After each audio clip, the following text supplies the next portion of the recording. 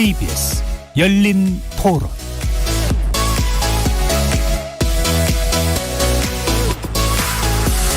안녕하십니까. KBS 열린 토론 정준희입니다.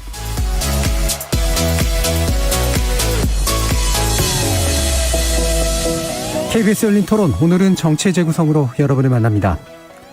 추석 연휴 직전에 이루어진 민주당 이재명 대표에 대한 검찰 기소와 민주당 측의 김건희 특검법 발의로 부딪혔던 여야가 명절을 맞아서 잠시 숨고르기에 나선 상황이죠.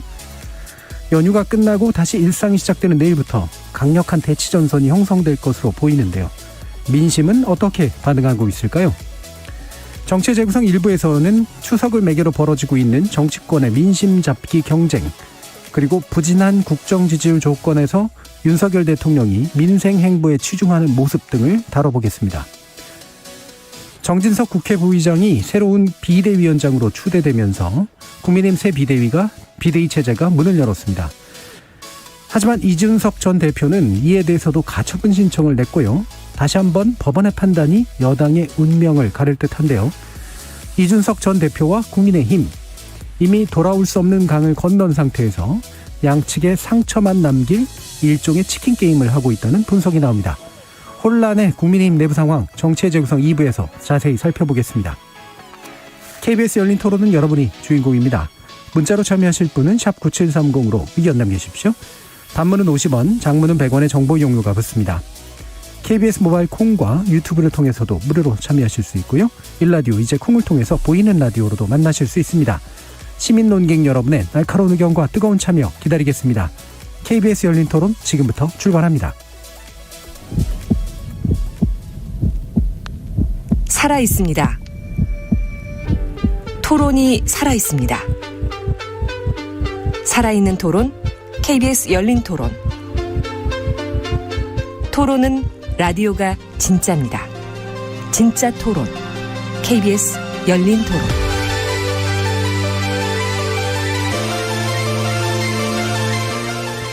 정치를 보는 색다른 시선, 정치의 재구성, 함께해 주시는 네 분의 논객 소개하겠습니다. 자, 먼저 신인규 국민의힘 전 상근부대변인 나와주셨습니다. 네, 안녕하세요. 신인규입니다. 하원기 전 더불어민주당 상근부대변인 자리하셨습니다. 네, 안녕하세요. 하원기입니다. 최수영 시사평론가 함께해 주셨고요. 네, 최수영입니다. 김준우 변호사 나오셨습니다. 네, 안녕하세요. 김준우입니다.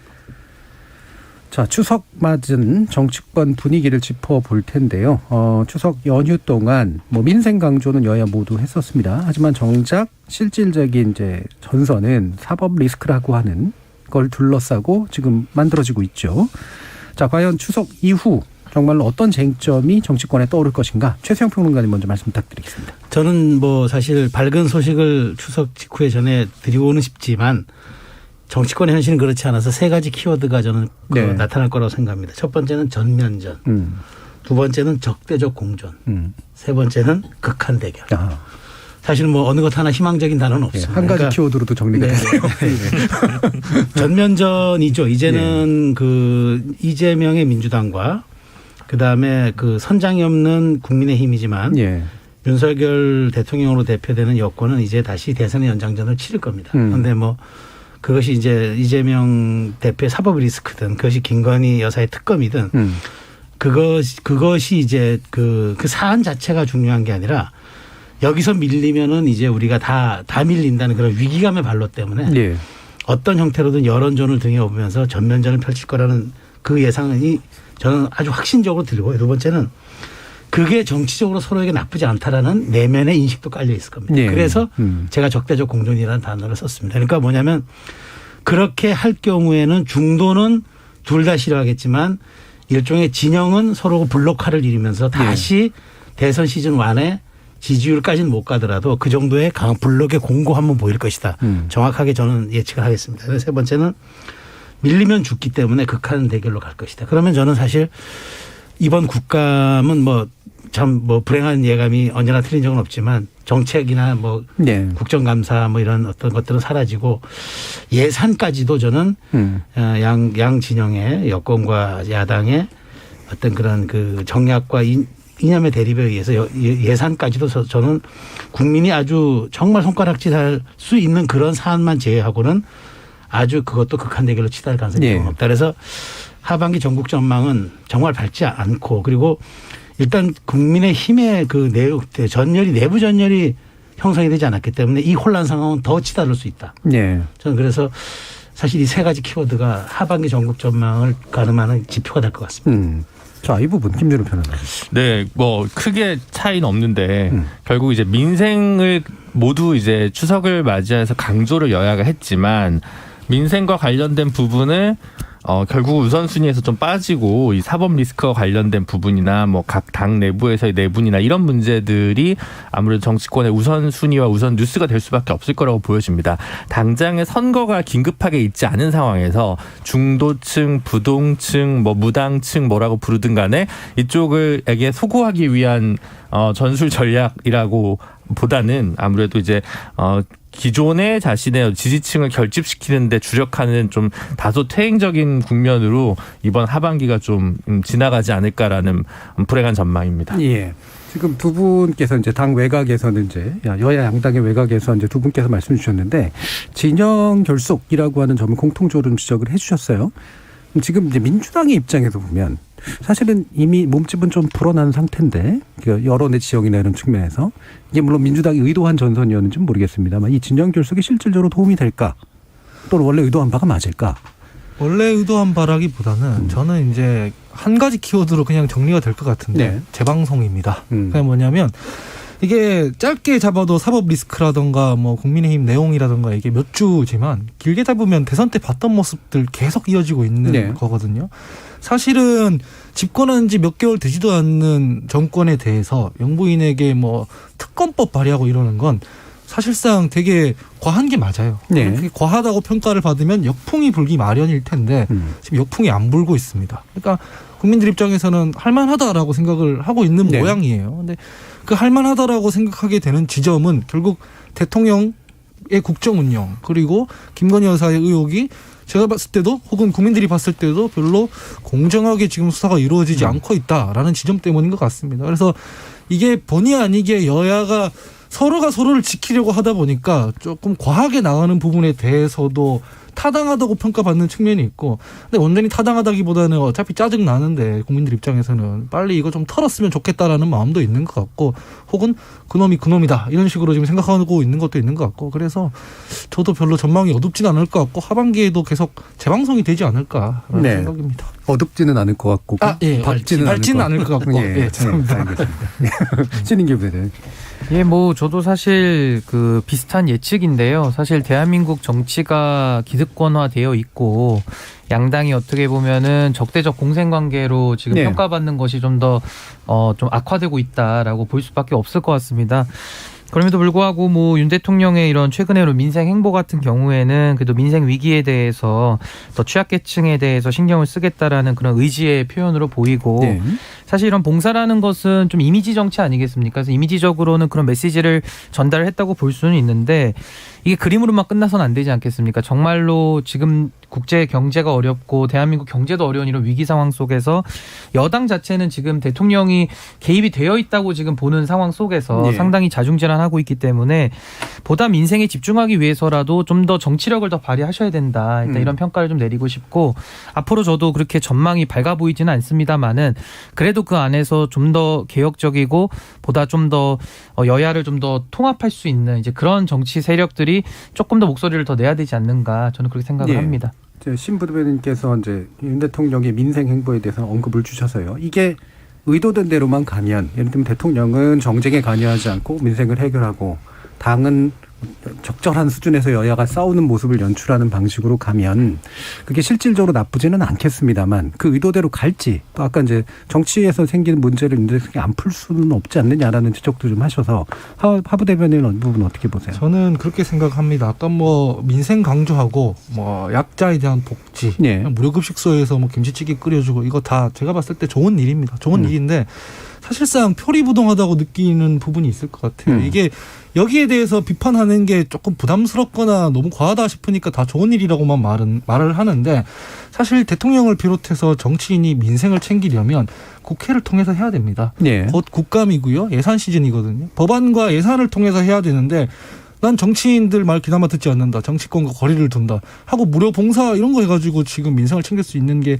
아니지 않습니까? 그래서 지금 사실상 좀 표리부동한 모습을 보이고 있는 것이고 지금 여당 내홍의 문제에 있어서든 여야 대치든 결국은 대통령과 무관한 일이 아닙니다. 이게 무관한 일이라고 하면 어느 국민이 그걸 믿겠습니까? 그래서 지금 실제로는 야당 대표가 만나자고 했을 때도 뭐 당이 안정되면 여야 대표가 함께 만난다 이런 얘기를 했는데 그건 오래 안 만나자는 얘기인 거거든요.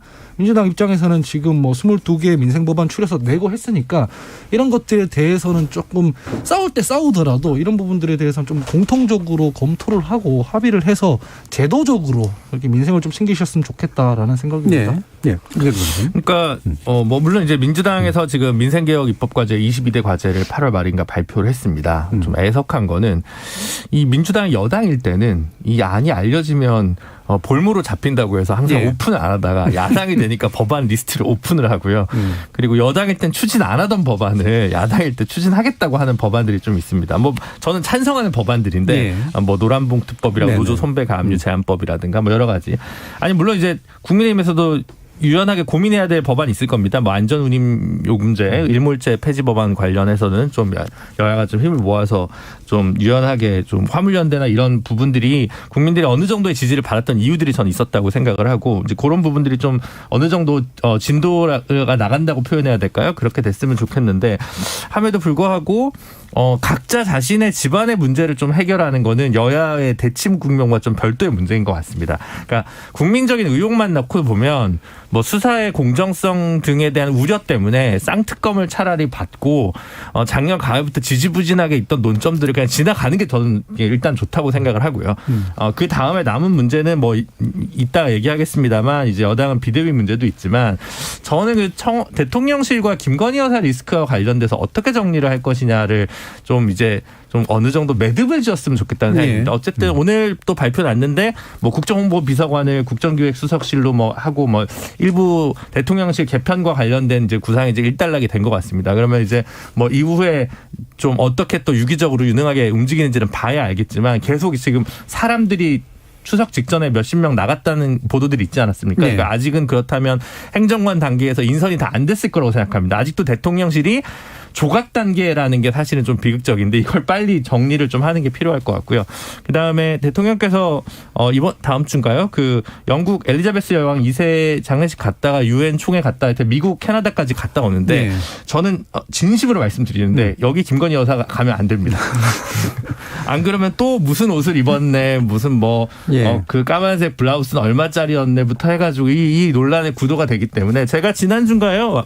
그 방송 나와가지고 추석 선물 명단 잘 관리하시라고 동을 넣었는데 결국 양산 시위하고 있던 그 평산마을 시위하고 있던 보수 유튜버가 청와대 대통령실 선물 받았다고 기사가 나왔습니다. 그러니까 좀 방송을 좀 들으시든가.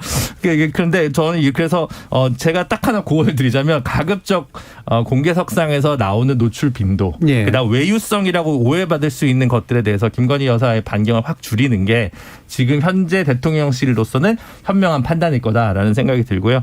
이재명 대표 민주당 호는 민생개혁 입법까지 추진하는 거 좋습니다. 아까 말씀드렸다시피. 그래서 하나만 얘기하면 그냥 이 사법 리스크 부분이 너무 과도해지다 보니까 그냥 특검을 어느 정도 수준에서 김건희 특검과 맞바꾸는 바터를 가는 승부수를 띄우는 것만이 좀 국민들이 정치에 필요한 좀 어떤 감정들을 지나갈 수 있게 하는 유일한 수가 아닌가 싶습니다. 예. 그 김준우 변호사님이 정말 충심을 해주시는 고언이 정말 많고 그걸 들었으면 좋았겠다 싶은 게 지난 정부부터도 많았는데 잘 안 맞긴 하죠. 어떠세요? 예, 뭐 저기 뭐 김준우 변호사 말씀하신 그 김건희 여사 동행 문제는 나중에 좀 짚어보기로 하고 일단 저도 약자 복지를 챙기는 거는 저는 그 대통령이 그래서 이제 좀 뭐랄까 방향을 약간 잡으신 것 같다는 생각이 들어요. 그러니까 지난 대선 때도 약자와의 동행을 한 캠페인 축으로 진행을 하다가 이제 김종인 위원장이 갑자기 사퇴하면서 약간 이렇게 유야무야되는 게 있는데 그 대통령께서는 취임사에서 말씀하셨지만 자유를 많이 강조하세요. 그런데 자유가 보수 정신의 한 축이기도 하지만 또 한 축은 뭐냐면은 바로 공동체 복원이거든요. 그리고 이제 그것이 이제 따뜻한 보수라는 걸로 나타나는데 대통령께서 이제 그런 걸 많이 얘기하신 것을 생각한 것 같아요. 그러니까 당신이 얘기하고 국정과제는 아니지만 그 가치로 던진 이슈들이 전혀 이제 뒷받침이 안 되는 거예요. 정부 그게 정부든 당이든 일단 여권에서조차. 그래서 이제 그것에 대해서 이제 힘을 싣기 위해서 보다 본인이 그 민생이라는 틀에 그것을 맞춰놓고 이제 가는 저는 굉장히 그 의도되고 대통령이 뭐 당연히 모든 것은 다 이제 의도된 전략인데 그렇게 이제 앞으로 저는 방향성을 갖고 가리라 봐요. 그렇게 가야 이 정부가 추진하고자 했던 노동, 교육, 연금 이 3대 복지도 추진할 수 있는 이제 저는 기초 동력을 만드는 과정이라고 생각합니다. 그래서 저는 이것이 이제 단순히 이제 뭐 추석이라고 해서 일회성 캠페인이 아니라 그 따뜻한 보수라는 큰 틀에 맞추는 약자와의 동행 그런 캠페인으로 일단 이제 대통령이니까 이제 그 캠페인이 아니라 그런 그 국정의 계획의 축으로 저는 갈 것이라고 저는 생각이 됩니다. 그래서 그런 것들이 굉장히 바람직한 거다. 근데 과연 그것이 과연 국민들 눈에 진정성으로 비치고 동력으로 가기 위해서는 사실 이런 게 제도가 맞춰줘야 돼요. 예산이 맞춰줘야 되고 법이 맞춰줘야 되는데 과연 그것을 지금 여권이 해줄 수 있을 것인가. 그건 이제 좀 과제로 남는다 좀 말씀을 드리겠고요. 어쨌든 대통령께서 지금 하반기 국정운영의 키워드로 정치권과 거리 두기를 하는 것으로 시작하는 건 맞는 것 같은데 거리를 둔다고 해서 그게 과연 거리가 두어질까요? 저는 이제 그게 사실 걱정입니다. 그러니까 정치에서 대통령을 빼고 나면 누구를 생각할 수 있습니까? 정치에서 가장 주인공은 대통령입니다. 그런데 대통령이 나는 현실 정치와 거리를 두고 정책과 민생에만 집중할 거야. 얼핏 들리기에는 참 아주 좋은 얘기 같지만 이건 정말 구두선입니다. 정말 레토릭이고 수사입니다. 그래서 대통령께서 그렇다면 말씀은 그렇게 하시더라도 그러면 내적으로는 어느 정도까지 정치에 말하자면 의사를 전달하고 조율하고 하는 그런 과정들 뭐 그러는 그 비서실이 있는 건데 그것을 조금 저는 턴업을 해야 된다고 생각합니다. 이제 난 그 기사를 잘 안 봐서 몰라요. 뭐 저는 그렇게 뭐 당연히 관여하지 않습니다. 그럼 공감할까요?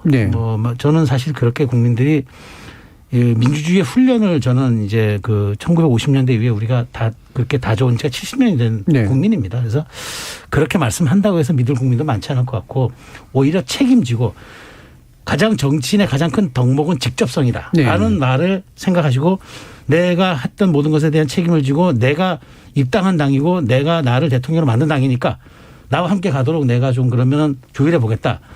뭐 설령 겉으로 말씀을 그렇게 안 하시더라도 내면으로는 그렇게 가시는 게 저는 방향성이 맞다. 그래서 이런 모습은 좋은데 뒷받침할 수 있는 내부적인 것도 함께 드러내진 않아도 병행을 해야 한다고 저는 조언을 드리고 싶습니다. 뭐 안 그래도 지금 엘리자베스 2세 여왕 서거 이후에 뭐 얘기를 하고 있습니다만 사실 군주제 국가에서 군주가 하는 일에 더 가까운 것에 가까운 일들이 현재 대통령이 하고 있으시고 그럼에도 불구하고 총리가 해야 될 중요한 정치적 해결 과 유사한 그런 이제 군주제 국가에서 이 큰 정치에 관련된 부분들이 좀 필요하지 않는가 공통적으로 계속 지적해 주고 계세요. 신 변호사님도 말씀해 주시죠. 어떻게 보면 사실 윤석열 대통령께서 과거 공직 경험을 했다라고 한다면은 이제 검찰총장 경험이죠. 사실 수사를 했던 업무인데 이제 거기서 했던 행정 업무랑은 지금 국정 운영이라는 것이 완전히 질적으로 다를 겁니다. 그래서 아까도 우리 하 대변인께서 말씀하셨다시피 법안 하나를 통과하지 못하면은 사실 대통령으로서 할 수 있는 게 없거든요. 그러려면 내부적으로 지금 국민의힘이라 고 하는 정당의 내부적인 정치에도 어느 정도 대통령이 순기능적으로 작용을 해야 되는 것이고 더 나아가서는 야당을 국정의 파트너로 놓고 본다 그러면 서로 이제 협치의 틀을 만들 책임도 사실 대통령이 있는 겁니다. 그런데 뭐 민주당까지 가기에 앞서서 일단 국민의힘 내부 문제만 보더라도 의도적 무시 전략을 취하면서 그냥 모른다, 그냥 거리 둔다라고 하는데 사실 뒤에서 보면은 거리 안 두고 있는 것들이 또 증거가 나오지 않습니까? 그럼 그랬을 때 지도자에 대한 그 말의 신뢰 이런 것들이 무너지는 문제가 하나 있고 결국은 그 여당의 집권당의 당 대표를 결국은 무리수를 써가지고 지금 사실은 이 사단이 난 거 아니겠습니까? 그 본질은 거기에 있다라고 보거든요. 그래서 이런 부분들이 어그러지고 헝클어졌다 그러면 단지 시간이 지났으면은 이게 그냥 해결될 것이냐? 저는 그렇게 보지 않습니다. 몸 안에 상처가 있고 그 곪고 있는데 가만히 있는다고 자연 치유가 되겠습니까? 뭔가 의약품을 바른다든지 여러 가지 의료적 조치를 해야 그것이 낫지 않겠습니까? 그래서 저는 자꾸 회피형으로 갈 것이 아니라 문제에 대해서는 직면해서 그걸 직접적으로 좀 풀어내는 그런 정치의 복원이 좀 시급히 필요하다. 저는 이렇게 봅니다. 자, 그럼 연관해서 이제 지지율 변동에 관련된 이야기 좀 해볼 텐데요. 뭐 지지율은 뭐 일부 또 오른 게 약간 오른 게 나오기도 했습니다만 전체적으로 보면 뭐 이제 답보 상태에 가까운 거라서 이게 추석 이후에 또 어떻게 움직일지, 현재 민생과 긍정적으로 영향을 미칠지, 또 아까 김 변호사님이 말씀 주신 이후 이제 그 순방 과정에서 나타난 일들이 또한 불필요한 논란 양산될지, 이런 경우들도 좀 있는데, 예를 들면 행복만들기님이 주신 의견은 김 변호사님 말씀에 동의합니다. 김건희 여사 가지 않았으면 좋겠습니다. 의도를 떠나서 불필요한 논란이 양상됩니다라는 말씀도 주시기도 했습니다. 자, 일단 지지율에 영향을 미칠 변수들에 대해서 좀 짚어주시죠, 최세용 의원. 네네. 지금 이번 리얼미터 여론조사 결과 오늘 0.3%. 이건 뭐 제가 그 얘기를 또 해야 되나요? 제가 그건 나중에 그건 나중에 얘기해 주십시오. 그래서 0.3%포인트 이제 긍정 오르고 부정 빠졌더라고요. 뭐 이거는 사실 큰 의미를 둘 수 없는 수치이긴 합니다만, 그럼에도 불구하고 바닥은 치고 올라간다는 측면에서 이제 전문가들은 강보합세라는 이제 전문 용어를 쓰죠. 보합인데 그나마 약보합세가 아니라 올라가는 추세에 있는 강보합이다 이렇게 생각하는데, 이 기간이 5, 6, 7, 8, 9 닷새간을 조사를 했습니다. 그런데 5, 6, 7이 이제 바로 대통령께서 민생 행보에 집중했던 것들이거든요. 그러니까 태풍 흰남노가 올라올 때 1박 2일을 그냥 대통령 용산 대통령실에서 계속하면서 진두지휘했고, 또 발빠르게 대응했고, 그다음에 재난지원금 지급 500원 국민이 바로 소집해가지고 재난지원금을 지급한다든가, 그다음에 이제 재난지원을 선포한다든가, 이런 발빠른 대응들이 국민들 눈에 좀 많이 이제 좋은 평가를 받았던 것 같고, 그런 정부의 대응 능력에 대해서 많은 신뢰를 보여줬던 것 같아요. 그런데 마지막 날 8일과 9일에 있었던 이재명 대표의 이제 기소 및 소환 뭐 그런 통보 이런 논란과 함께 바로 이어진 김건희 특검법 민주당이 발의했잖아요.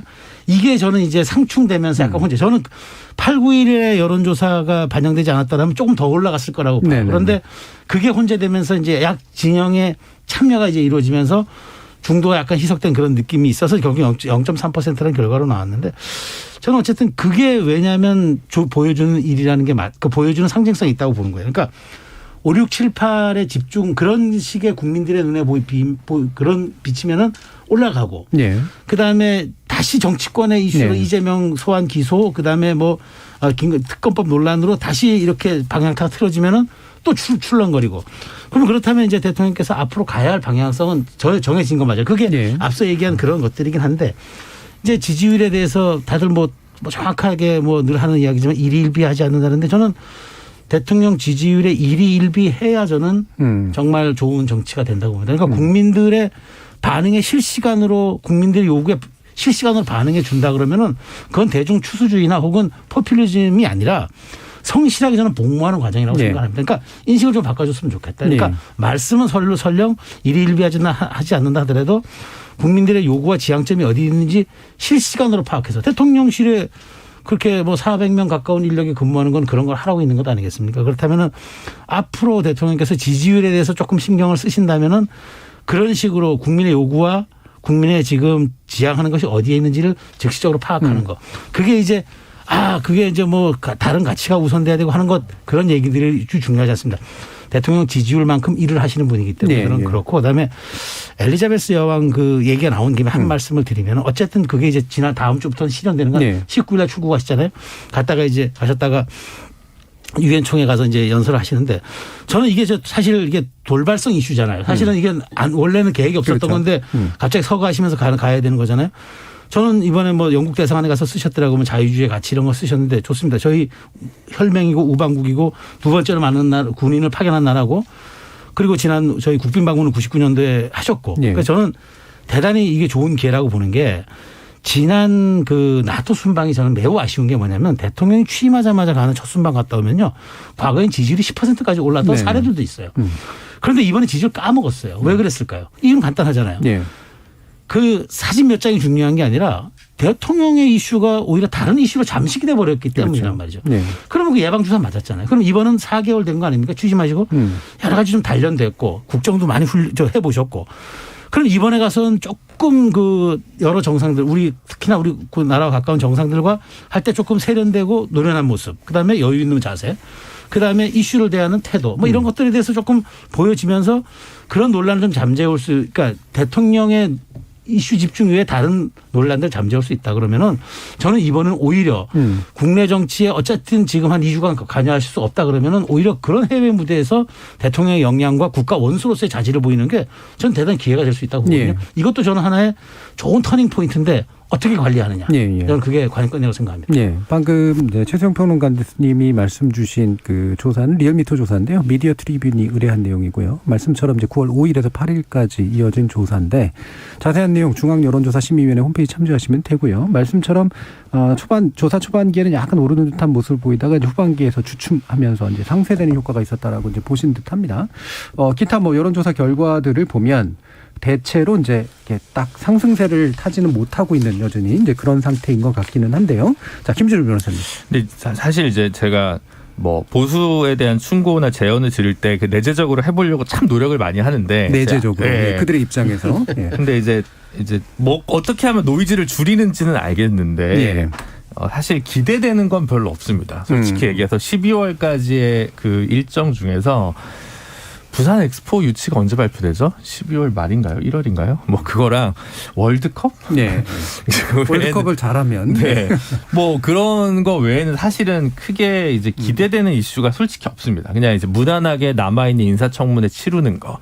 김건희 여사 관련이나 대통령실 관련한 뭐 잡음이 줄어드는 거, 당이 조속히 정상화되는 거, 어쨌든 뭔지 모르겠지만 안정화되는 것, 이런 걸 해서 이제 내년에 뭘 해보자 이런 식으로 가야 되는 거지. 올해 지금 뭘 하겠다라는 건지 솔직히 얘기해서 잘 모르겠습니다. 잘 모르겠고 말씀하시는 뭐 교육개혁, 노동개혁, 연금개혁 있습니다. 연금개혁 있는데 뭐 저는 그거는 정반대 입장이라서 어떻게 할 수 없는 부분이 뭐 연금개혁 같은 건데, 왜냐하면 보건복지부 장관을 기재부 출신의 차관을 지금 내부 승진으로 올렸습니다. 네. 그리고 국민연금공단 이사장도 예금보험공사 사장 역시 기재부 관료 출신인데 올렸습니다. 그러니까 약간 기재부 마인드와 논리로 연금을 모두 다루겠다는 거여서 네, 재정 효율성 문제로. 복지나 뭐 이런 것들에 관한 철학은 어떻게 되는 건가에 대해서 좀 그거는 이제 정치적으로 이견들이 좀 있을 수 있는 부분이어서 연금개혁을 너무, 그러니까 물론 이제 정년 연장이라든가 이 뭐 생산인구 축소에 따른 우리 사회 연금개혁이 필요한 부분에 대해서 제가 부정하는 건 아닙니다만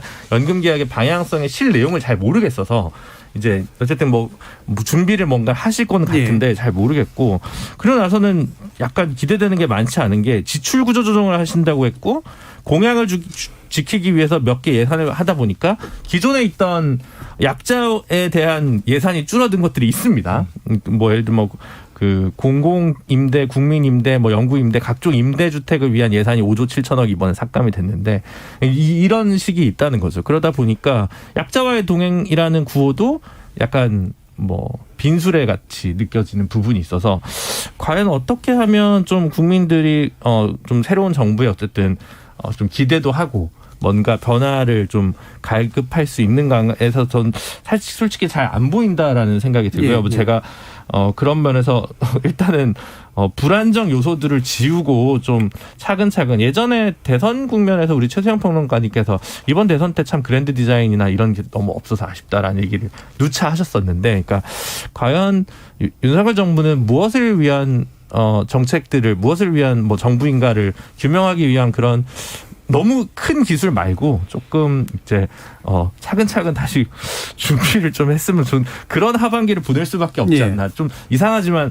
실전인데 동계훈련 같은 하반기여야 된다라는 생각이 많이 들고 있습니다. 예. 부산 엑스포 그 유치 문제도 2023년 말에 발표된다고 해서요. 그렇습니까? 예, 그게 영향을 미치려면 잘 되더라도 1년을 기다려야 돼서 동계훈련이 좀 길어질 것 같은 그런 느낌인데, 자, 이게 그래도 좀 몇 개를 잘하면 지지율에서 있어서 상당히 좀 상승세를 좀 올릴 수 있다라는 견해도 있고, 방금처럼 이제 사실 할 수 있는 게 그렇게 많지 않은 그런 상태이기도 하다라는 견해도 좀 있어서, 그럼 당장 현재의 이제 대치 국면을 만들고 있는 이슈에 또 더 집중해서 한번 이야기를 나눠보죠. 김건희 특검법 발의된 내용, 이게 이제 실질적으로 이제 통과가 될지는 물론 이제 상당히 좀 지켜봐야 되겠고 그렇게 쉽지 않습니다만, 이게 이제 주는 여론에서의 어떤 긴장감 같은 것들이 좀 있잖아요. 이런 부분은 신인기 부대변인 어떻게 좀 보시는지 말씀 부탁드립니다. 예, 우선은 좀 지지율과 관련돼서 이 특검법을 말씀을 드리자면은 지금 왜 지지율이 오르지 않느냐. 저는 이거 30%대에서 더 올라가기 어렵다고 봅니다. 그 이유는 지금 전선이 너무 넓어졌어요. 한 4가지 정도 전선이 생겼는데, 첫 번째는 이재명 전선입니다. 민주당이 이제 전당대회를 마쳤고 전열을 가다듬었다라는 게 하나가 있고, 두 번째는 이준석 대표로 상징되는 그 2030 전선이에요. 예. 그러니까 지금 어떻게 보면은 집권 당시에 세대 연합론을 통해 가지고 한 50% 이상의 그 젊은 세대들의 표를 가지고 집권을 했는데 지금 지지율이 한 10%대 정도 나오고 있거든요. 그러니까 이 40%를 어떻게 회복할 것이냐라는 것이 상당한 변수고요.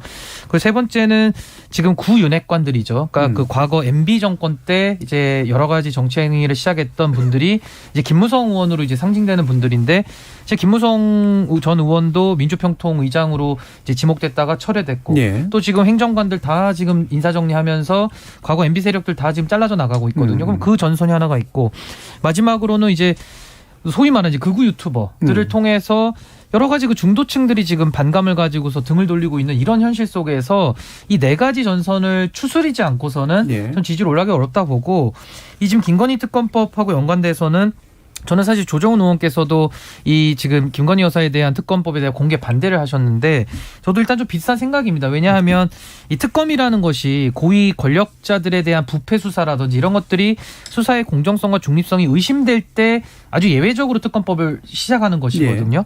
근데 지금 김건희 여사 같은 경우는 사실 무슨 권력 부패도 아니고 일반 검찰이나 경찰에서 충분히 수사할 수 있는 분야란 말입니다. 네. 근데 이제 거기에 대해서 야당이 지적하는 것은 문재인 정부 하에서도 이제 그 검찰 수사가 있었고 또 지금 경찰 수사는 뭐 서면으로 대체했다 이런 거거든요. 그러면 그 수사가 미진하다 그러면은 문재인 정부 하에서의 그 검찰이 수사를 열심히 안 한 거를 지적을 해야 될 것이고요.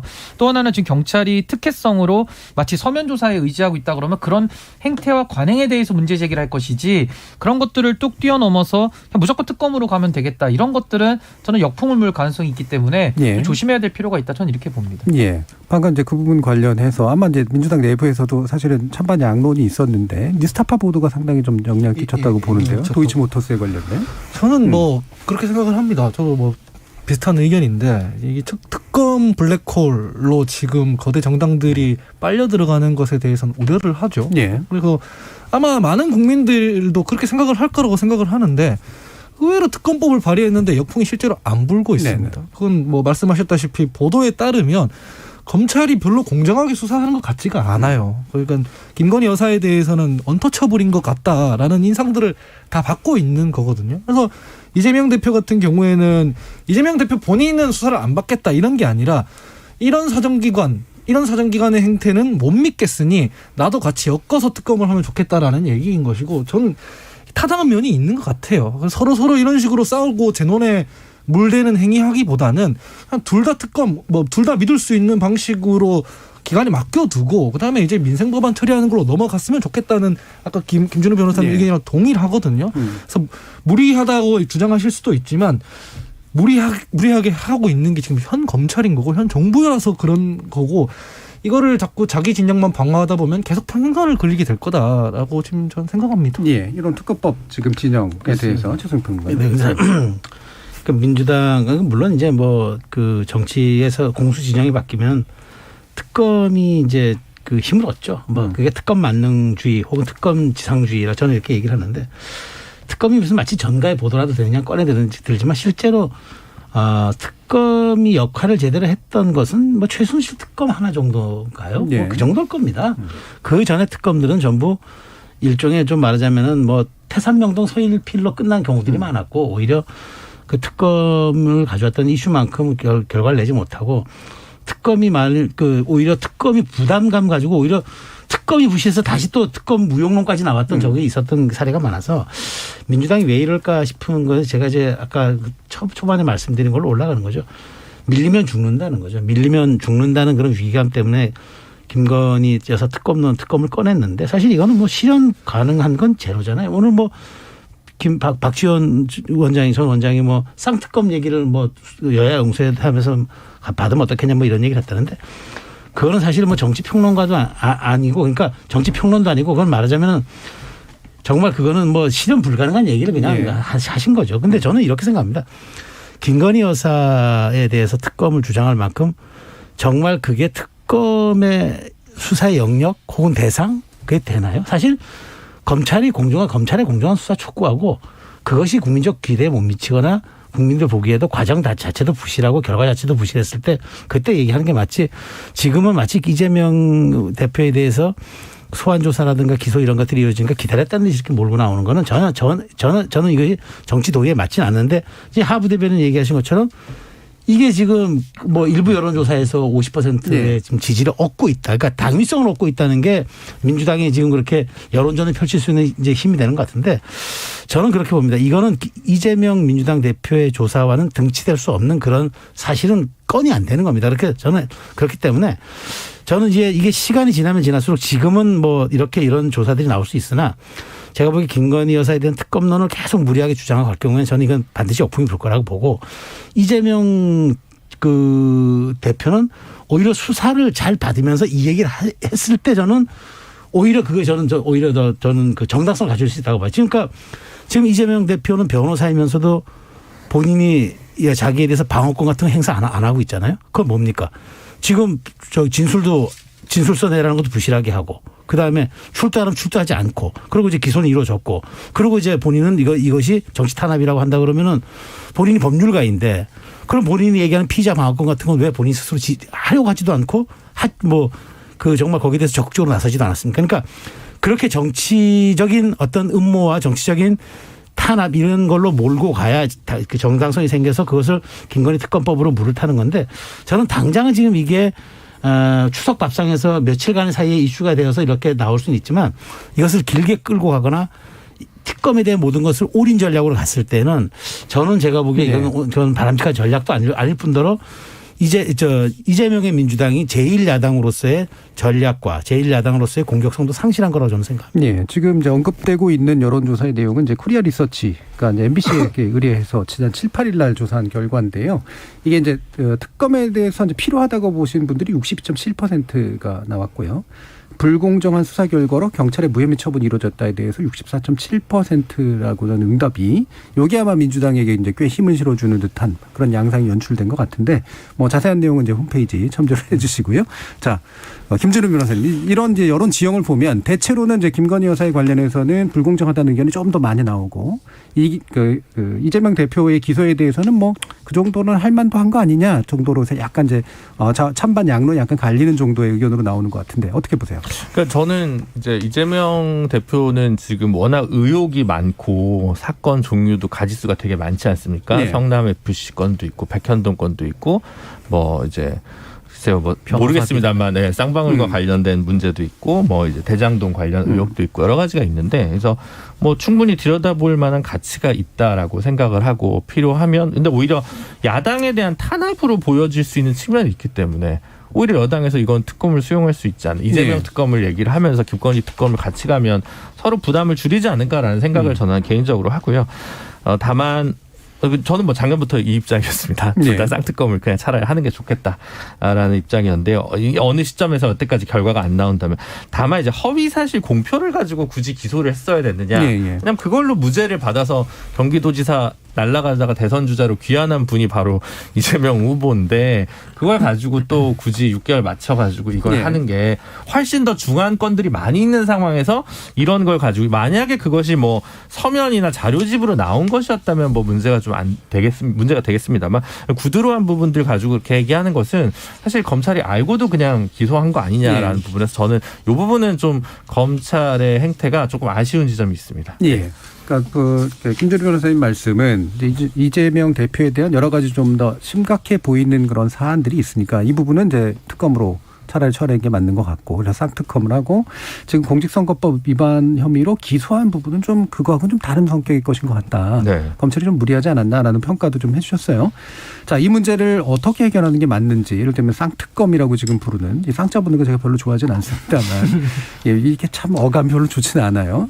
이게 영수회담이 가능할지 영수회담을 통해서 또 해결이 가능한 이슈인지도 잘 모르겠고 일단은 영수회담은 제가 지지난주에 방송이 나와서 했으면 좋겠다. 어차피 지금 정쟁 중이고 이게 서로 이견을 좁혀서 통합한다는 그 정치의 본령은 판타지에 가까운 거라면 일단 동의하는 부분, 대선 때 공통 공약으로 내세웠던 부분 그런 부분이라도 일단은 먼저 추진을 해서 국민께 이렇게 하자라고 했으나 그럼에도 불구하고 안 할 것 같다고 했는데 네.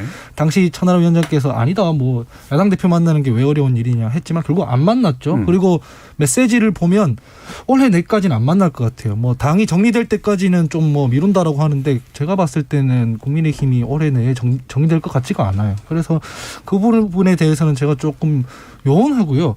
그리고 김준일 변호사님 뭐 말씀해 주셨지만 지금 여러 가지 건들이 연계돼서 걸쳐져 있는데 이 뭐 명확하게 증거를 내놓은 게 없어요. 수사기관에 뭔가 돈을 받았다라거나 뭐 이런 것들이 나온 게 없고 유일하게 기소된 게 공직선거법이거든요. 근데 그 공직선거법이라는 게 결국 그 당시에 이재명 대표가 당시 경기지사 시절에 국감에서 했던 말, 그 표현을 가지고 한 거거든요. 뭐 국토부에서 압박을 받았을지는 모르겠지만 협박은 아니지 않느냐 이런 식인 거예요. 근데 네. 그렇게 따지면 2020년에 추미애 당시 그 법무부 장관이 국회 본회의장에서 자기 정책보좌관한테 카톡 하나 보내요. 뭐냐면 지휘감독의 적절한 행사를 위해서 윤석열 총장에 대한 징계 관련 법령을 한번 찾아봐라. 라는 게 이제 찍혔어요. 그러고 나서 자유한국당에서 무슨 논평을 발언했냐면 이건 윤석열 총장 보라고 쓴 거다. 비열한 협박이다. 이렇게 말했거든요. 근데 그걸 가지고 추미애 장관이 지금 형법 283조의 그 협박의 죄를 저질렀다. 이런 허위 사실을 유포했다. 자유한국당은 지금 그렇게 하면서 고소한 적은 없습니다. 왜냐하면 이게 다 정치적 표현이라고 생각했기 네. 때문이거든요. 그렇기 때문에 이게 좀 전 무리한 기소를 했다고 저는 생각을 해요. 이게 실제로 공직선거법 위반이라면은 국감인데 국정을 감사하고 견제해야 되는 그 입법기관들이 그때는 가만히 있다가 왜 이제 와서 이러는지 좀 이해가 잘 안 되고 그렇기 때문에 이런 문제들에 대해서 논하면은 결국 여당이나 야당이나 다 서로 방어가 안 돼요. 왜냐면 너네도 그렇지 않느냐라고 나오면 계속 평행선인 거거든요. 그러니까 특검으로 묶어서 그쪽으로 넘겨버리고 빨리 이제 정치의 복원부터 하자라는 네. 얘기를 지속적으로 반복하는 거죠. 네, 이거 법률적인 판단 문제도 있으니까 신인규 변호사님 말씀도 한번 들어보도록 하죠. 예, 저는 뭐 일단 영수회담 같은 경우는 뭐 하는 것 자체도 의미가 있을 것 같긴 한데요. 사실 그 영수회담이라는 게 가벼운 자리는 아니지 않습니까? 네. 그래서 사전에 정무수석을 통해서든 조금 더 어떠한 의제라든지 어떠한 결과물을 가지고 갈 것이냐는 게 조금 더 논의가 된 다음에 이거는 얘기가 나오는 게 순서에 맞을 것 같고 저는 이 특검에 대해서는 좀 이렇게 생각합니다.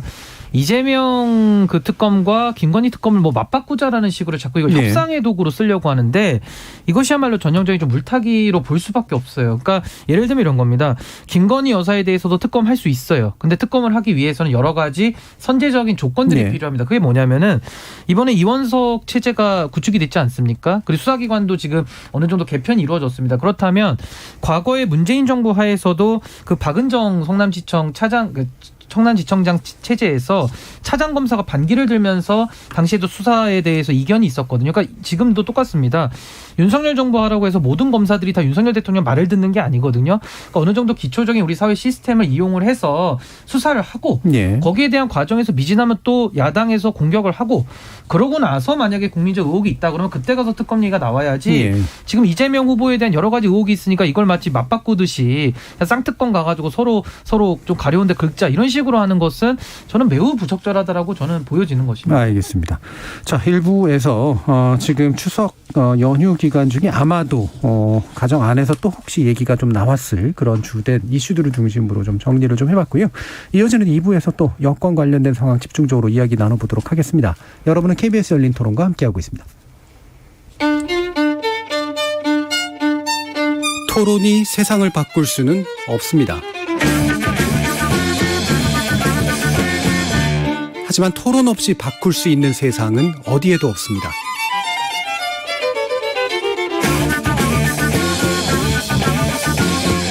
세상의 선한 변화를 갈망하는 당신. 정답이 아니라 질문의 힘을 믿는 당신. 우리 KBS 열린 토론에서 만납시다.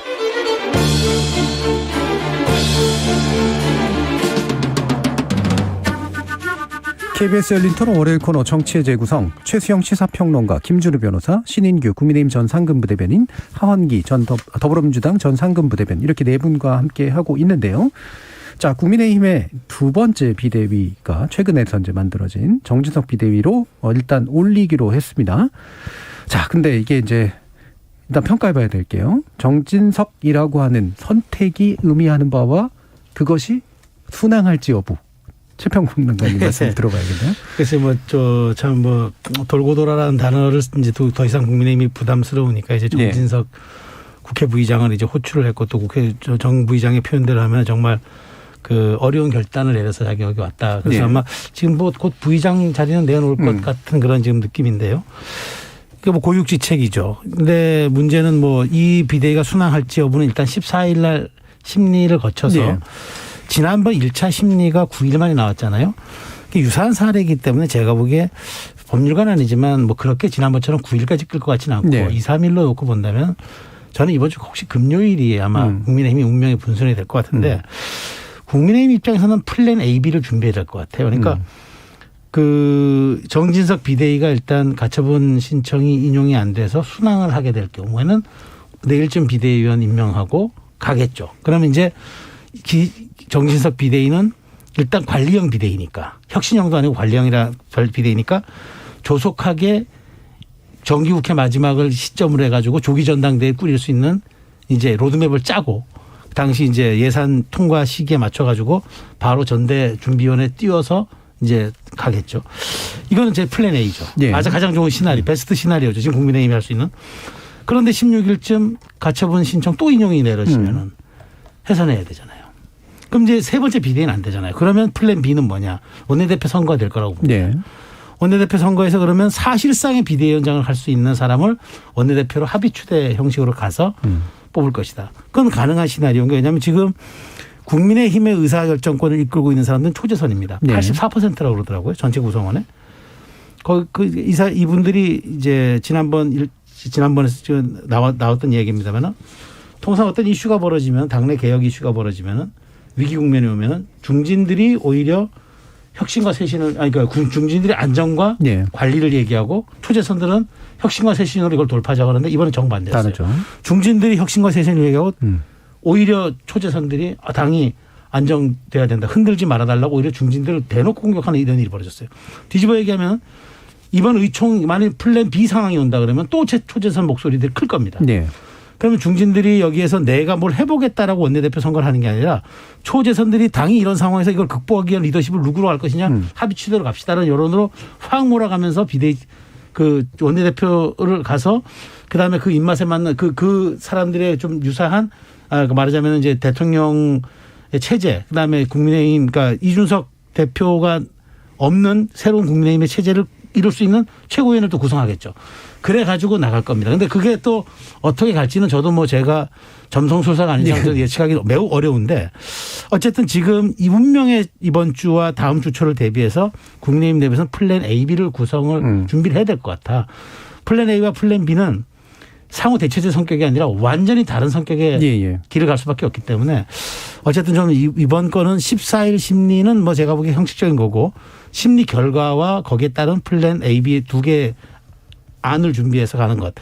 그게 지금 국민의힘이 처한 현실에서 가장 지금 곤혹스러운 상황이 아닐까 그렇게 생각이 듭니다. 그러니까 현실적으로 플랜 B까지 대비해 놔야 된다. 놔야 되죠. 그리고 플랜 B라면 이제 신임 원내대표를 위주로 뭔가 또 새로운 체제를 좀 꾸려보는 건데 그것조차 이제 어떻게 될지 그것조차 만약에 그렇게 된다고 하면 되게 힘든 일이기도 합니다만 그 수밖에 없기도 할 것 같긴 한데 자 신인규 부대변님은 국민의힘에서 이제 지금 몫으로 좀 나와 계시기도 합니다만 국민의힘이 지금 잘 굴러가고 있지 않다라고 판단하시는 쪽에 또 계시기도 하시잖아요. 지금 국민의힘 바로 세우기 대표이기도 하고요. 자 어떻게 판단하시는지 말씀을 들어보죠. 저는 우선은 이 비대위가 지금 비비대위 아니겠습니까? 네. 이번에는 당원 당규까지 고쳐서 지금 비대위를 했다는 겁니다. 그래서 어떻게 보면 사실 더 상황을 안 좋게 만들었다고 볼 수밖에 없고요. 사실 정진석 비대위원장을 임명한 사람이 권성동 전 원내대표죠. 근데 권성동 대표 같은 경우도 이 비상 상황에 가장 책임이 있으신 분이 주호영 비대위원장도 임명하시고 또 이번에 정진석 위원장까지 임명하시니까 이게 참 어폐가 있는 겁니다.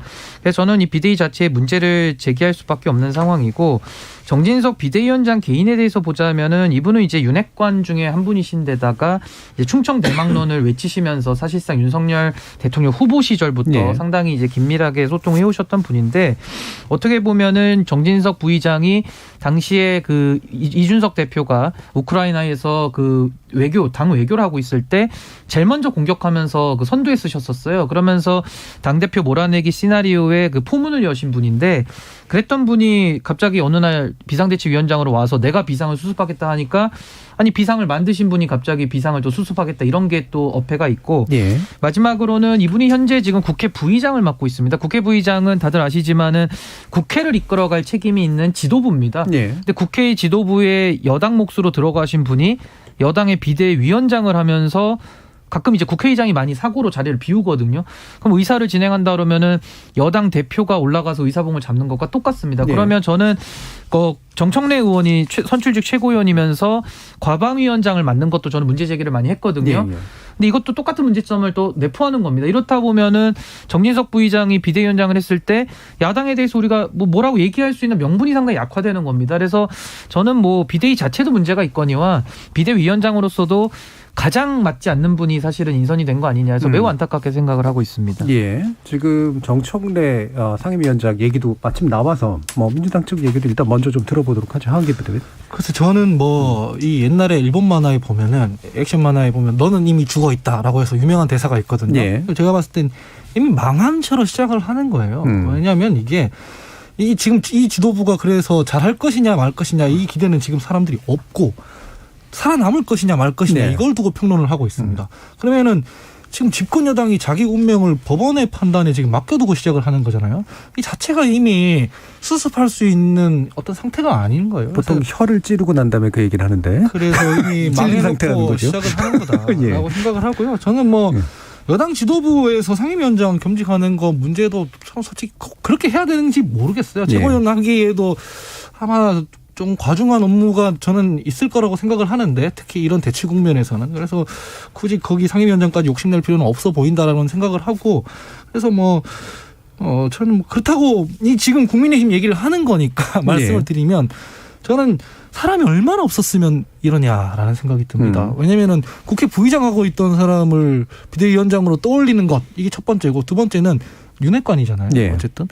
지금 아까 전에 국정 지지율 얘기도 했습니다만 국정 지지율이 떨어지고 국민의힘 지지율이 떨어진 것은 국민의힘의 연성 지지층이 이탈했고 중도층이 돌아오지 않아서 그런데 그럼 그걸 회복하려면 그 두 층의 소구력이 있는 정치적인 행보를 해야 합니다. 예, 예. 근데 전혀 그와 무관한 대통령 눈치만 보는 어떤 상황을 만들어 놓고 이걸 지금 비상대책위원회라고 꾸려놨잖아요.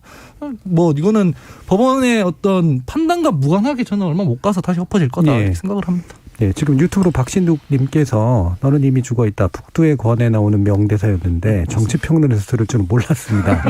반갑습니다라는 말씀 주셨는데요. 그러니까 이게 애초에 찔린 자리가 굉장히 아픈 자리였던 거잖아요. 그러면 예를 들면 정진석 지금 비대위원장 같은 경우에는 부의장을 기다렸다 물러나는 게 나을지 아니면 지금 물러나는 게 나을지도 좀 난감하기도 한데 자 일단 판단을 해 주시죠. 김준우 변호사님 보시기에 어떨 것 같으세요? 전 당연히 정진석 의원이라고 생각을 했거든요. 근데 예. 국회 부의장이라는 점 때문에 이걸 어떻게 할 거냐를 가지고 고민해서 박주선 전 의원이나 이런 분들이 얘기가 나왔던 것 같은데 5선이 서병수, 주호영, 조경태, 정진석입니다. 그러면 서병수 의원은 전국위 소집 관련해서도 자기 의견을 왔다 갔다 했으니까 윤심이랑 좀 거리가 있다고 봐야 될 거고 주호영 의원 지금 비대위원장 물러났는데 그걸 할 수는 없고 조경태 의원은 더 혼자 단기 필마로 항상 사시는 분이고 예. 그럼 당연히 정진석 의원밖에 떠오를 수밖에 없는데 여기서 국회 부의장인데 어떡하냐 이거 가지고 이제 마지막에 고민하지 않았을까라는 생각을 하고요. 결국은 가처분 결과가 앞으로 나오든 어떻게 나오든 이준석 대표와의 강은 건넌 거 아니냐.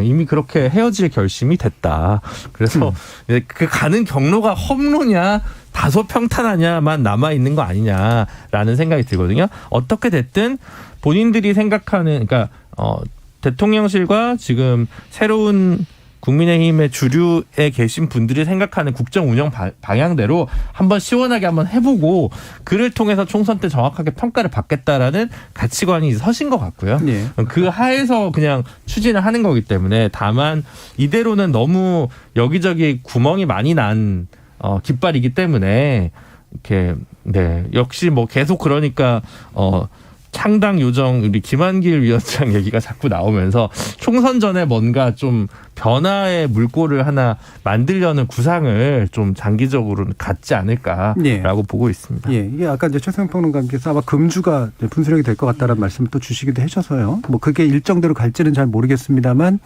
이건 간단히만 김준우 변호사님 보시기에는 다음 주 나오시기 전에 한번 맞춰봐야 되니까 네. 어떤 결과 나올까요? 아니 전 지난번에 틀려가지고요. 이번에는 그냥 침묵하는 것으로. 침묵하는 걸로. 네, 비겁하게 제 선택을 하겠습니다. 왜냐하면 저는 그 비대위 만드는 과정, 최초의 비대위 만드는 과정은 부당하다고 봤는데 예. 그 내용 심사를 법원에서 할 줄은 몰랐습니다. 안 하는 게 관례라고 그렇죠. 생각했기 때문에 예. 저는 안 한다고 봤던 거고요. 그래서 이게 보기 좋게 틀린 만큼 제가 더 이야기를 하는 게 오히려 염치, 수신료의 가치를 떨어뜨리는 일이라고 생각합니다. 예, 일단 한번 실체적으로 판단하는 쪽으로 들어가 버렸기 때문에 네. 다시 나올지 안 나올지 신 변호사님 보시기에는 법원이 유지할 것 같은데. 예, 저는 이거 책임당원 소송을 제가 대리했기 때문에 예. 이 내용을 제가 잘 알고 있는데 사실 내용 심사를 했다라는 것은 이미 내용에 대한 판단은 예. 끝난 겁니다. 그리고 같은 재판부가 판단을 하고 이번엔 당원 당규를 바꿔서까지 했기 때문에 저는 인용이 될 거라고 봅니다. 네, 알겠습니다. 제가 굳이 이제 이 험한 길을 가려고 만약 국민의힘이 이제 헤어질 결심을 했기 때문에 이준석 대표랑 제 생각에는 최고위원 사퇴하신 분들을 다시 선출한 다음 이분들이 다시 사퇴를 하면 그거는 이제 더 이상 법원에서 건드릴 수 없는 비상 상황이 될 겁니다. 예. 거기까지 하면 아마 법원 가처분 형식으로 이제 비대위를 막을 수 있는 길은 예. 없어지지 않을까라는 생각은 듭니다. 그러니까 예. 핵심은 그런 거잖아요. 어쨌든 간에 뭐 정당에서 당원들이 민주적 절차로 뽑은 당대표를 이런 식으로 쫓아내면 안 된다라는 게 이게 법원의 핵심이잖아요. 메시지라는 거죠. 예, 그거를 소급 입법해가지고 그 상황의 규정을 끼워 맞춘다고 한들 그냥 같은 판사라면서요, 심지어 판단이 달라질까 하면 저는 아닐 거라고 생각해서 이번에도 인용될 것 같습니다. 예.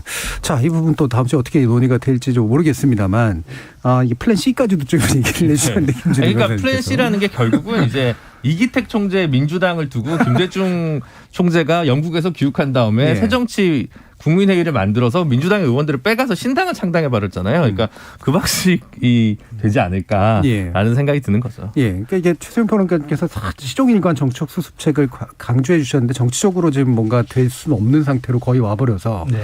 어떤 그 지금 플랜 C까지 얘기를 해주셔가지고. 네. 저도 지금 뭐 대안이 없는 게 그러니까 다만 예. 전 이론이 있어요. 그러니까 뭐 재판부가 이제 뭐 여론을 따라가면 안 되죠. 네. 재판부는 말 그대로 법리적으로 판단해야 되는데 지금 최근 그 이후에 많은 사람들이 그 결정에 뭐 다 수용했죠. 수용하면서도 과연 정치의 사법화가 온당하냐는 질문을 많이 던졌고 예. 또 그게 사실은 여론화가 많이 됐습니다. 그래서 이제 그러면 도대체 사법이라는 영역이 정치의 어디까지를 잣대로 재단하고 할 수 있느냐 이런 부분은 논란이 됐기 때문에 그러면 저렇게 저는 이제 법리적으로 이제 뭐 논쟁할 생각은 없습니다. 그러니까 이렇게까지 고쳐서 갔는데 그것을 또 새로 그 재판부가 어떻게 판단할지 그건 재판부 영역인데 어쨌든 저는 그 국민의힘에서는 지금 한 반반 정도 기대를 하는 것 같아요. 그러니까 그럼에도 불구하고 이제 이것이 인용이 안 될 수가 있다고 생각해서 비대위로 갈 수가 있다고도 생각하는 게 있는 것 같은데 어쨌든 지금 그런 걸로 그 계획을 세운다는 것은 사실상 기우제잖아요. 예. 기우제라 그러면은 정치가 거기에 너무 가면 안 되죠. 그렇다면 저는 국민의힘이 차제 저는 이제 이렇습니다. 그러니까 지금 뭐 아까 플랜 C가 이제 뭐 김한길 위원장을 소환해 오셨는데 저는 그럼에도 불구하고 이제 중진들이 역할을 좀 해야 된다고 예. 생각합니다. 그래서 만약에 플랜 C를 간다 그러면은 지금의 초재선들이 저렇게 보수의 어떤 기마병이 아니라 정말 그 자신들의 총선에 대해서 기득권을 그 생각을 하고 저렇게 나온다 그러면은 그건 사실 저는 정부 여당의 미래가 없는 거거든요. 그런 점에 대해서 중진들이 뭔가 책임감을 가지고 그 정치의 본령에 대해서 조금 그러니까 그 국민의힘 내부에서 여론화를 시키는 방법을 찾아야지 이제 더 이상 사법부 어쨌든 뭐 정치가 이제 풀 수 없는 영역으로 갔기 때문에 사법부의 결정에 기대서 할 수 있는 정당이라 그러면은 지금 내부에서는 사실상 저는 뭐 아까 좋은 얘기 이미 죽은 그런 예. 정당이죠. 그렇다면은 지금이라도 저는 중진들의 역할을 해야 된다고 생각합니다. 예. 네. 자, 중진의 역할을 굉장히 강조를 해주셨는데, 뭐 아까 초재선 비율도 워낙 높고요. 중진이라고 이제 불릴 분들 중에 이제 몇 분이 안 계셔서, 네, 권성동 원내대표는 결국은 이제 물러났고, 지금 이제 이른바 윤핵관이라고 지목됐던 분들은 이 선을 후퇴하겠다라고 지금 얘기를 하고 있는 상태인데 실제로 후퇴했다고 보시는지 그리고 이게 실제로 영향이 있다라고 판단하시는지 하은기 부대변인. 전 그거 사람들이 아무도 안 믿을 거라 생각하고요. 그냥 호박에 잠시 줄 그어놨다고 생각할 것 같아요. 왜냐하면은 그 장제원 의원 같은 경우에 대선 때도 자기는 백의종군 하겠다라고 했거든요. 근데 실제로 백의종군 했다고 믿는 사람 별로 없을 거라고 저는 알고 있습니다. 그래서 실제로 지금도 정진석 비대위원장 체제를 두고 윤핵관 헤게모니가 해체됐다고 생각하는 사람이 누가 있겠습니까? 네. 사실 이쯤 되면 대통령이 나서서라도 당무의 개입은 못하더라도 지금 이 여당의 내용 상황에서는 지금 국정 운영에 무리가 있으니 당정 관계를 회복하기 위해서라도 우리는 원칙을 중시했으니까 법원의 판단을 좀 따라주고 지금 민주적 절차로 좀 돌아가야 된다는 메시지 정도는 낼 수 있는 겁니다. 그건 당무 개입이 아니라 정치적 메시지인 거니까요. 그런 정도도 하지 않아요. 그러니까 지금 실제로는 윤핵관을처럼 보이지 않는 어떤 윤핵관 정당으로 만들기 위한 다양한 꼼수들을 기획하고 있는 중이잖아요.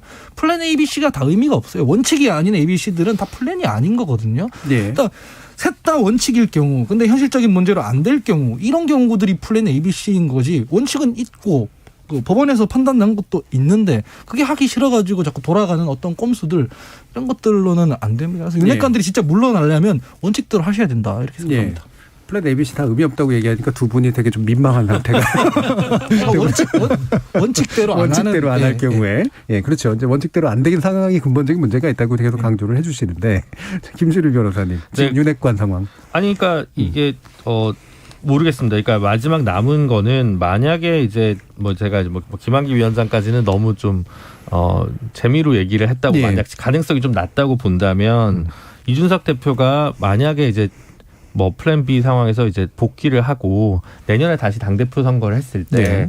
그럼 이제 누굴 내세울 거냐. 안철수 혹은 나경원 전 의원이라는 이렇게 비윤적이고 좀 국민적인 호감 카드를 내세워서 이제 윤 핵관들이 이제 이런 후보들을 밀어가지고 이제 당대표 선거에서 승부를 볼 것이냐. 아니면 그러지 말고 진정한 친정 체제를 통해서 당청이 좀 가까운 관계를 가져야 된다라고 생각한다면 지금 남은 인물은 제가 볼 때는 권영세 통일부 장관 정도가 예. 현직 장관 1년 지나고 차출돼서 나오는 게 왜냐하면 4선 정도의 그렇게밖에 없습니다. 인물이 5선은 이미 끝났고요. 그런 정도로 그림이 그려지지 않을까. 그 정도의 정치적 옵션밖에 없다고 생각이 들고요. 근데 뭐 어느 쪽이든 가슴이 두근거리거나 흥미진진하진 않습니다. 네. 근데 이제 플랜 D를 하나 제시하자면 이런 거죠. 원내대표를 뽑고 그 원내대표가 직무대행을 하면서 당원 당규에 명시되어 있는 당원 소환제를 통해서 이준석 대표를 대한 평가를 한번 해보면 되는 거지 않습니까? 예. 근데 자신이 있으면. 근데 네. 그런 식으로 지금 규정에 있는 어떤 로드맵은 전혀 작동을 안 시키고 다른 길을 자꾸 가려고 한다라는 점을 이제 지적하고 싶은 부분이죠. 예. 저도 사실 뭐 비슷한 생각인데 그 입법자라는 역할 자체가 법을 만드는 역할 아닙니까? 근데 네. 지금은 법을 만드시는 분들이 법을 어기고 사실 꼼수까지 입법하는 모습까지 보이는 게 저는 부끄럽고요. 사실은. 그리고 정당 민주주의라는 것이 무엇이겠습니까? 법원이 말하는 게 정당 민주주의랑 헌법 같이 말하고 있거든요. 그렇다면 지금 말씀하신 대로 당원 소환제를 통해서 이준석 대표 당장 오늘이라도 끌어내리면 됩니다. 근데 그 길을 가지 않고 이상한 꼼수 위주로 해서 하니까 문제인 거고 저는 잠시 살기 위해서 영원히 죽는 길을 택하지 않아야 되는데 지금은 영원히 죽는 길을 택하려고 아등바등 노력하는 것이 참 저는 안타깝고 저는 예. 국민의힘 당원으로서 이건 정말 아니다. 저는 그렇게 공개적으로 얘기를 예. 하고 있습니다. 너는 이미 죽어 있다서 영원히 죽었다는 문제 지금 자꾸 가서 점점 이렇게 암울해지는데 자 최수영 평론가님 지금 국민의힘 어쨌든 수습의 방식으로 아까 이제 중진 의원들의 이제 그 중요성을 좀 강조를 해주셨는데요. 실질적으로 이게 수습이 가능할 정도의 권력 지형 변화 가능할 거라고 생각하세요? 그러니까 저는 이제 이제 만일 거기서 인용이 또 되면 정말 당이 파산에 이르는 거잖아요. 그럼 저는 그래서 제가 중진들 역할을 얘기를 하는 게 3선 협의체가 있고 4선 협의체가 있거든요. 거기서 이제 목소리를 단체로 내야죠. 그래서 제가 아까 말씀드린 것처럼 그렇게 해서 그때 출마하는 비대위원 그러니까 원내대표는 합의 추대 형식으로 해가지고 초재선들이 아마 강력하게 밀어붙일 거예요. 그렇지만 또 그 방법 세 번째 방법까지 또 말하자면 국민 정서를 이기는 듯한 모습으로 가면 안 되잖아요. 물론 제가 이건 다 예상의 영역이긴 하지만 우리가 정치의 복은 얘기하는데 최소한 12년 10년 이상 3선이면 10년 이상 정치를 하신 분들이잖아요. 10년 이상 정치에서 배운 게 있다 그러면 그것을 환원시켜야죠 당에. 근데 그분들이 침묵으로 일관하거나 혹은 초재선들이 그렇게 강력하게 공격한다고 해서 공세에 밀리거나 아니 그분들이 이번에 저는 사실 서병수 의장의 그때 이제 정국위 의장을 그만두는 과정을 놓고 찬반 논란이 좀 많았는데 저는 사실 조금 안타까운 점에 속했어요. 왜냐하면 물러나는 것만이 능사인가라는 생각이 좀 사실 들었죠. 그래서 결국은 물러나니까 그냥 그대로 또 진행되지 않았습니까? 중진의 책임이라는 게 그냥 현실을 외면하는 것만으로 저는 그렇게 끝나는 것이 아니다. 정치의 보고는 정치를 하신 분들이 정치를 잘 아시는 분들이 얘기를 해줘야지. 지금 사실 윤석열 대통령도께서도 사실은 정치 초년생이시고 네. 이재명 대표도 정치 초년생 아닙니까? 행정을 해왔다 치지만 관료를 하셨고 그럼 그렇다면 저는 이 당이 제대로 운영되고 돌아가기 위해서는 중진들이 역할을 해야 된다. 그렇다면 삼선협의체, 사선협의체가 있으니까 거기서 이제 입장을 내는 거죠. 그래서 그것이 관철될 수 있도록 정치력으로 발휘하는 것. 저는 그게 만일 지금 뭐 사실 이번에 인용이 안 된다면은 비대위가 순항하는 거죠. 그러면 오늘의 이야기들은 플랜 B, C는 다 필요가 없는 것들인데 만일 그렇게 간다 그러면 물론 지금 뭐 그럼에도 불구하고 그 비대위 자체에 대해서 비판적인 말씀이 계시지만 제가 사실은 거기에 대해서 뭐 언급할 입장은 아닌 것 같고 네. 저는 국민의힘이 진정한 정치의 복원을 야당에 요구할 정도라면 내부에서의 정치의 복원도 먼저 하는 것이 그것이 저는 온당하고 그것이 정말 책임 있는 정치 집단의 도리가 아닌가요? 저는 그렇게 생각합니다. 예.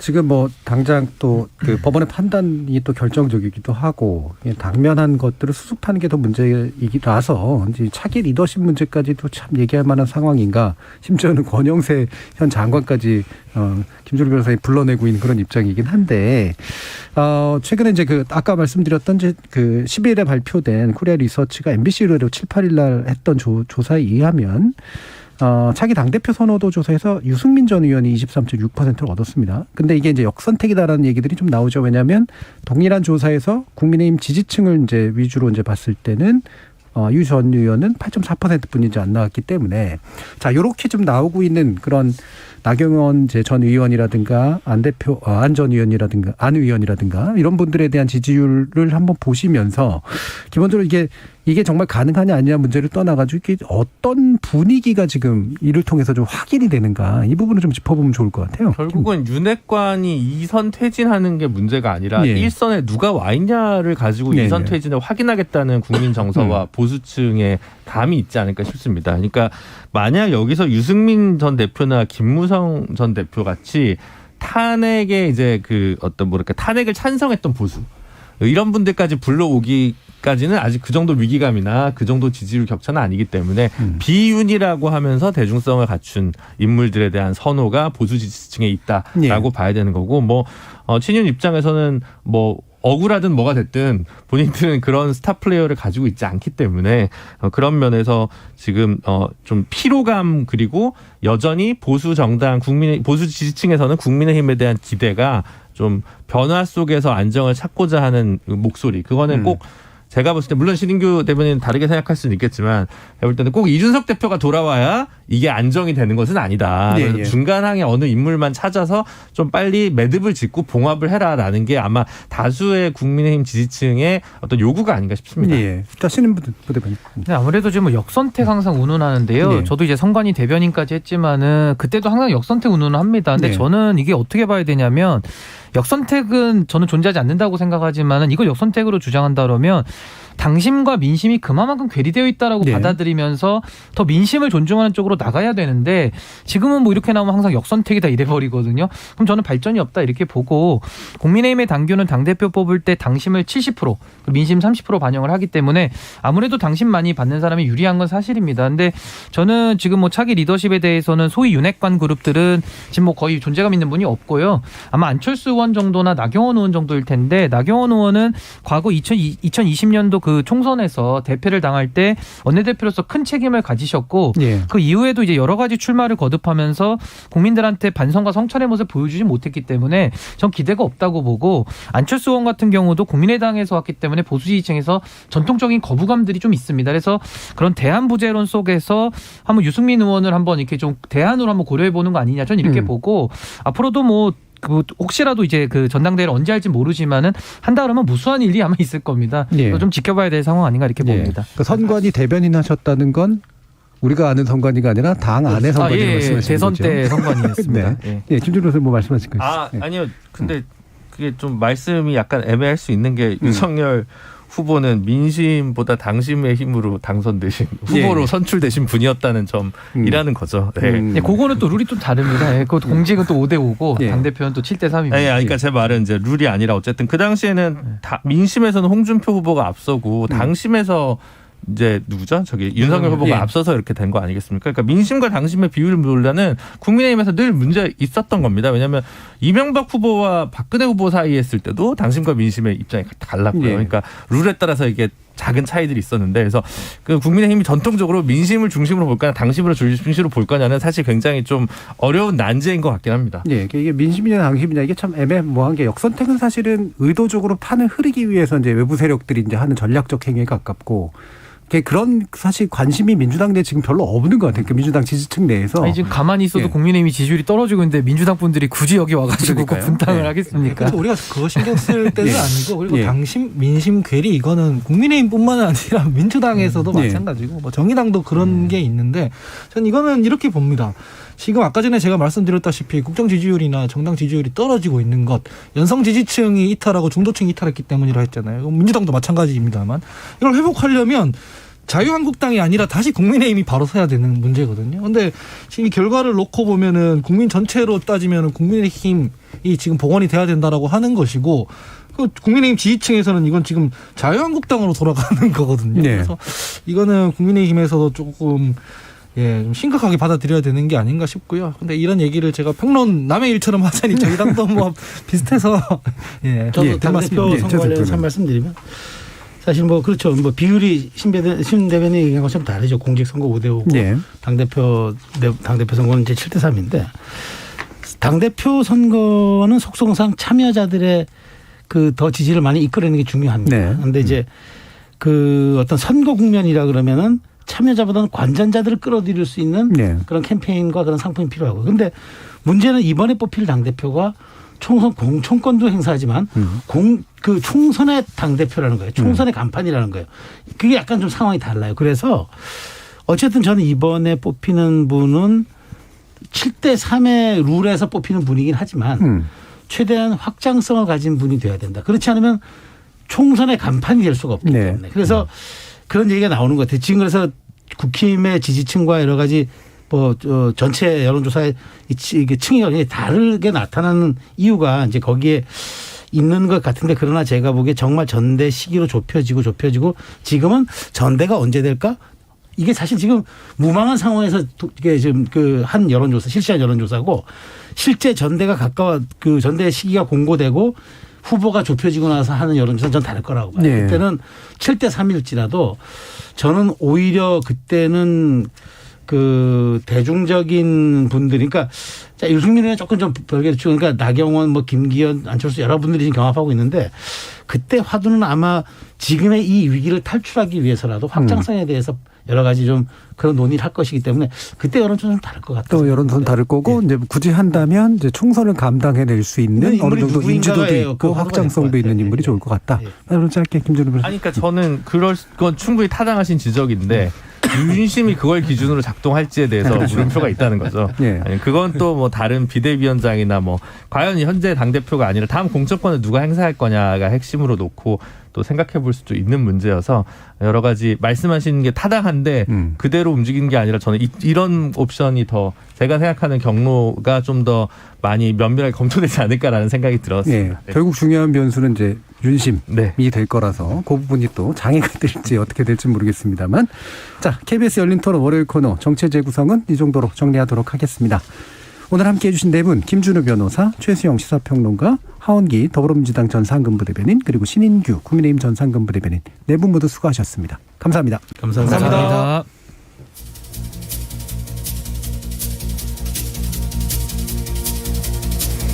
요즘은 핵관이란 말이 많이 쓰입니다만 흔히 쓰이던 권력 실세라는 말에는 민주적 헌법 질서와는 잘 안 어울리는 의미가 잔존해 있죠. 권력제 신임의 바탕을 두고 있다는 점은 같겠지만 절차적으로 잘 정의된 권한의 행사자라기보다는 권력의 비공식적 후광을 누리는데 특화된 사람들이기 때문입니다. 물론 공식적 권한과 비공식적 후광의 차이는 현실 속에서 종종 모호하게 마련이긴 한데요. 누가 적극적으로 호가호위하려는가를 가만히 눈여겨보면 그 부정적 차이는 명확해지겠죠.